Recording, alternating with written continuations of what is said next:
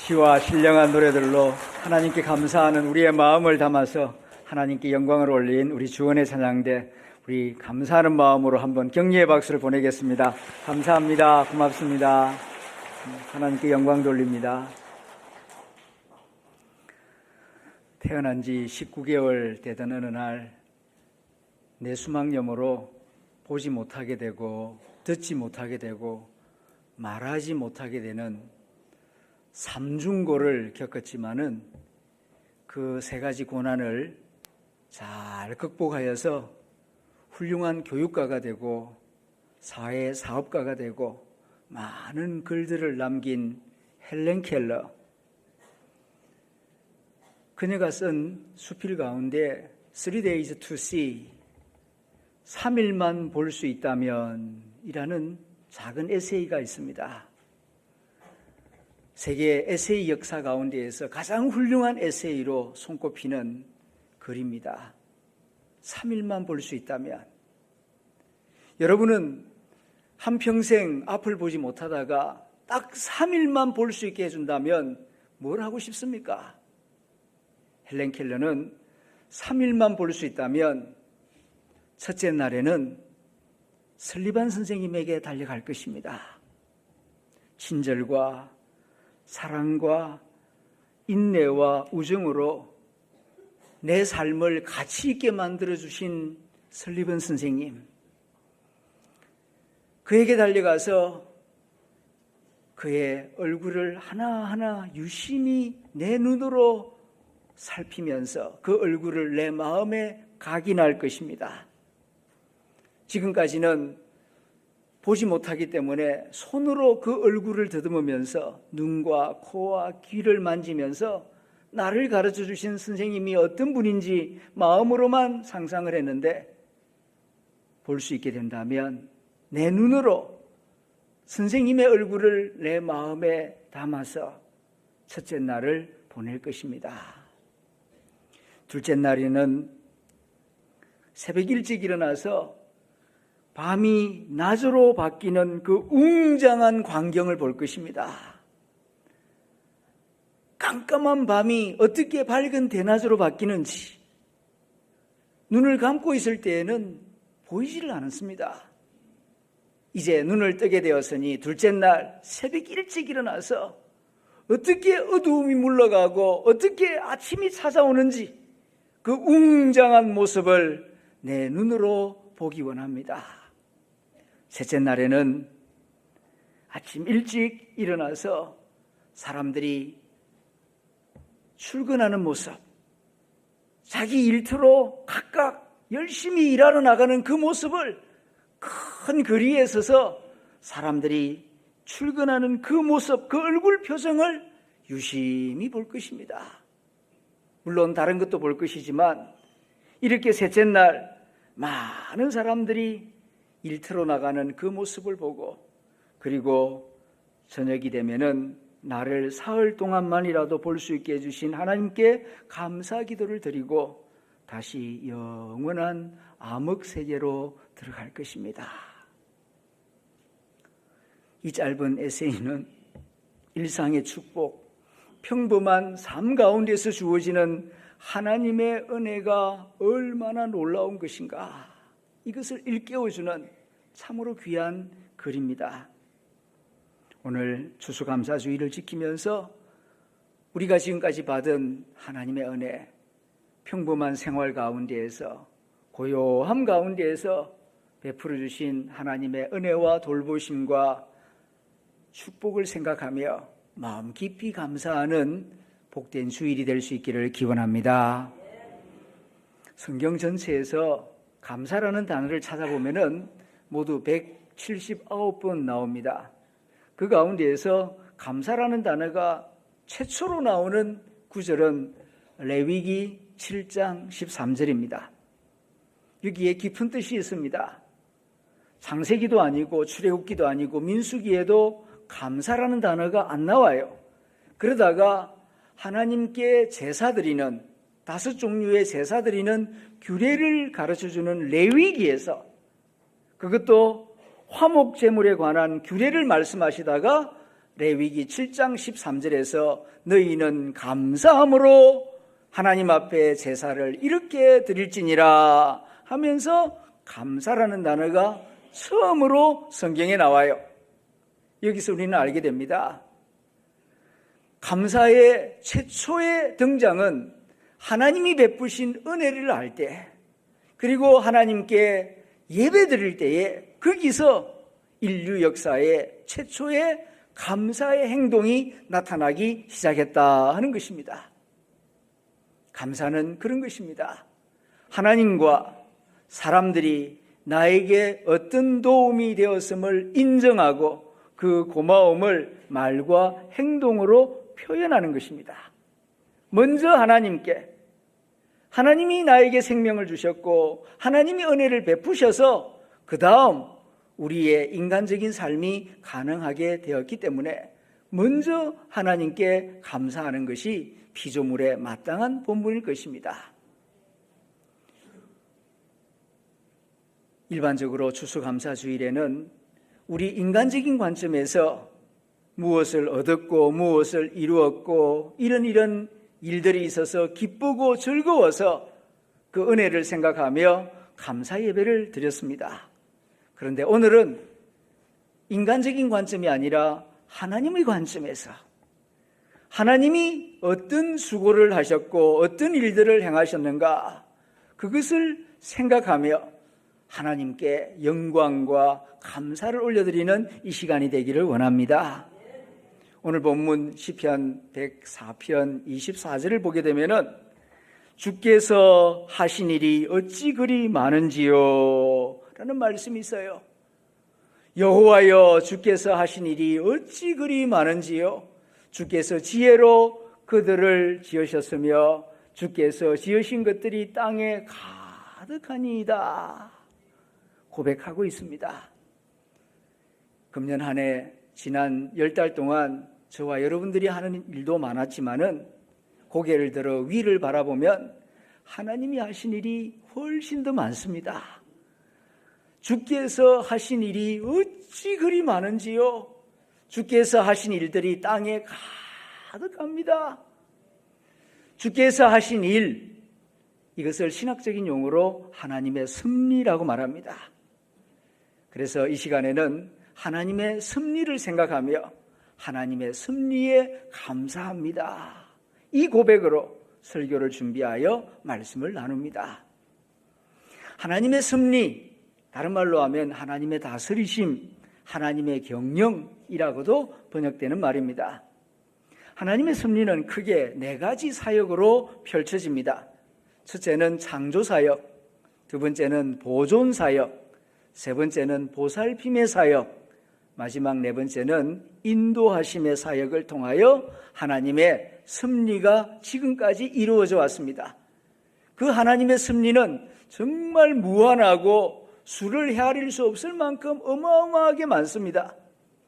시편 104편은 자연 만물 가운데에서 하나님이 어떻게 섭리해 오셨는가를 고백하고 있고 시편 105편은 인류 역사 가운데에서 하나님이 얼마나 많은 일들을 행해 오셨는가를 말씀하고 있습니다. 정말 우리 하나님은 위대하신 하나님이십니다. 이제 하나하나 살펴봅니다. 첫째는 하나님의 창조사역입니다.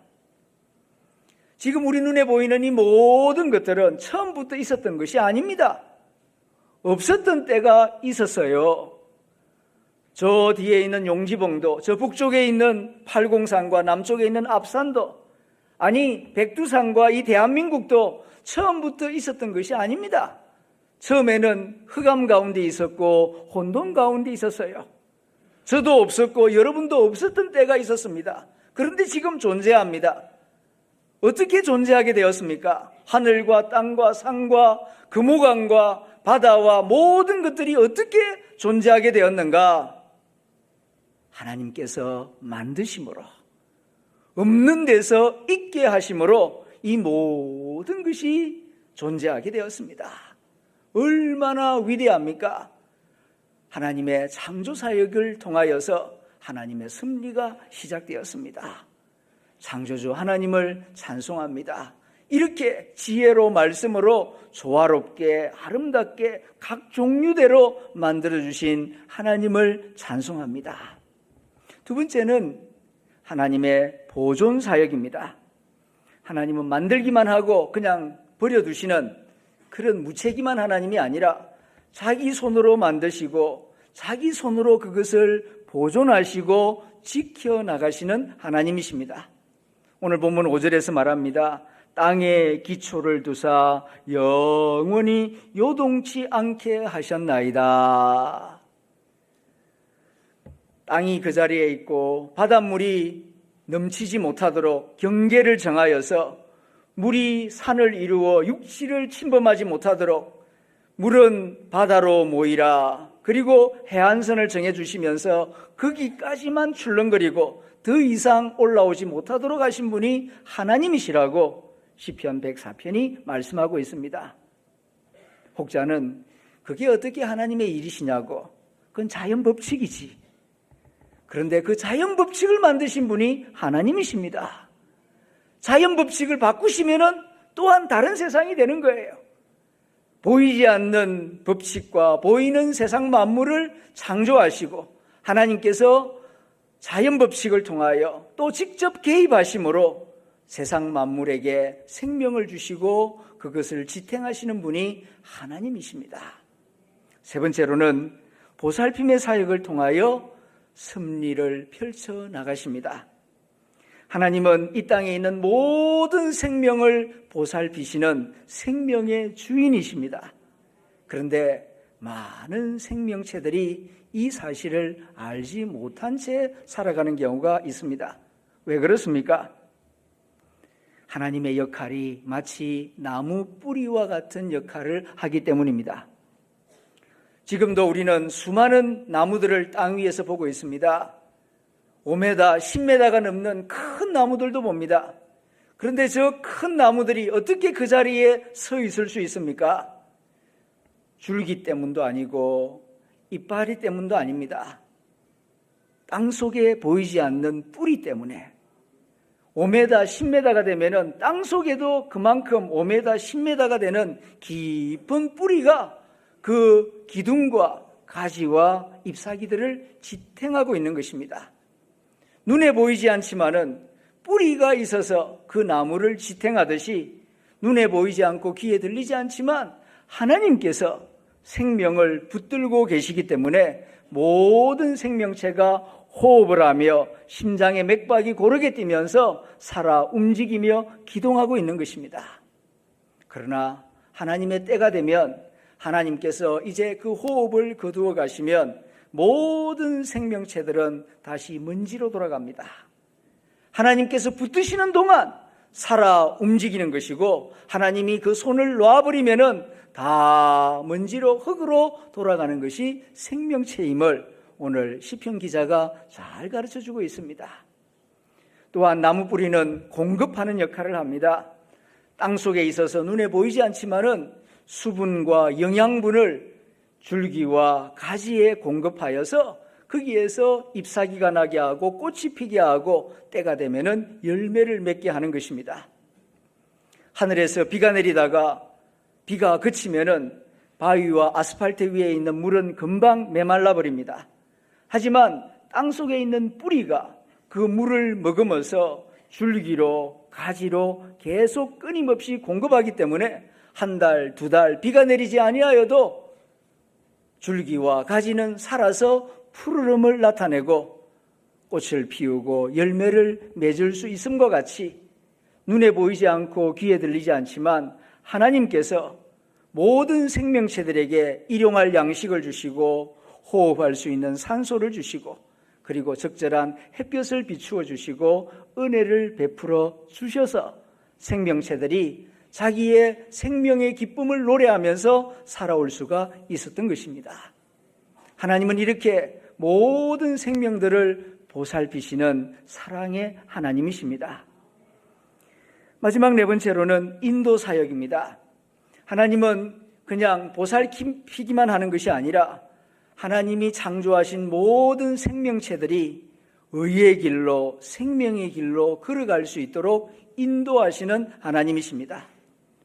다윗은 시편 23편에서 고백합니다. 그가 나를 푸른 풀밭에 누이시며 실만한 물가로 인도하시는도다. 내 영혼을 소생시키시고 자기 이름을 위하여 의의 길로 인도하시는도다. 하나님은 뜻하신 바대로 모든 피조물과 인생들을 인도하시는, 하나님이 기뻐하시는 방향으로 인도하시는 하나님이십니다. 인도하신다고 할 때에는 두 가지 뜻이 담겨져 있어요. 첫 번째로는 모든 생명체가 하나님이 심어두신 잠재 능력을 발휘하여 자아 실현을 할 수 있도록 도우신다, 그런 뜻입니다. 하나님이 보살피셔서 인도하실 때에 배나무로 하여금 사과나무가 되게 하지는 아니하십니다. 하나님이 보살피시고 인도하실 때에는 배나무로 하여금 더욱 배나무 되게 하십니다. 이것이 하나님의 인도하심입니다. 그래서 배나무가 뿌리와 같이 하나님께서 지탱하시고 영양분을 공급하실 때에 배나무가 포도나무가 되는 게 아니라 배나무는 배나무답게 하얀 백꽃을 피우고 가을이 되면은 사과 열매가 아니라 배 열매를 맺게 하셔서 인생들에게 즐거움을 주고 자기의 사명을 다하게 하는 것입니다. 하나님은 은혜를 베푸시고 인도하실 때에 여성은 더욱 여성스럽게, 남성은 더욱 남성스럽게, 그리고 백인은 백인답게, 흑인은 흑인답게 그 아름다움을 나타내게 하시지 변질시키는 분은 아닙니다. 이렇게 자아 실현을 할 수 있도록 도우심으로 하나님의 인도하심의 역사를 나타냅니다. 두 번째로는 모든 인생들을 예수 그리스도의 성품을 닮아가게 하시는 방향으로 인도하십니다. 하나님은 다른 피조물들과 달리 인간을 창조하실 때에는 하나님의 거룩한 형상을 따라 창조하셨습니다. 그래서 인간에게 생명을 주시고 은혜를 주시고 보살핌으로 말미암아 인간을 예수 그리스도의 형상을 닮은 인간으로 변화시켜 나가기를 원하십니다. 이걸 위하여 봄, 여름, 가을, 겨울이라고 하는 4계절을 주시고 역사의 파노라마를 일으키시고 그리고 때가 되어 예수 그리스도 하나님의 아들을 이 땅에 보내시고 교회를 세우시고 말씀을 주시고 이 시간에도 성령 강림으로 우리 마음에 감동을 주시는 이유와 목적이 있는 것은 우리로 하여금 예수 그리스도의 형상, 하나님의 형상을 닮아가서 아름다운 인격체가 되게 하시려는데 하나님의 인도하심의 목적과 목표가 있습니다.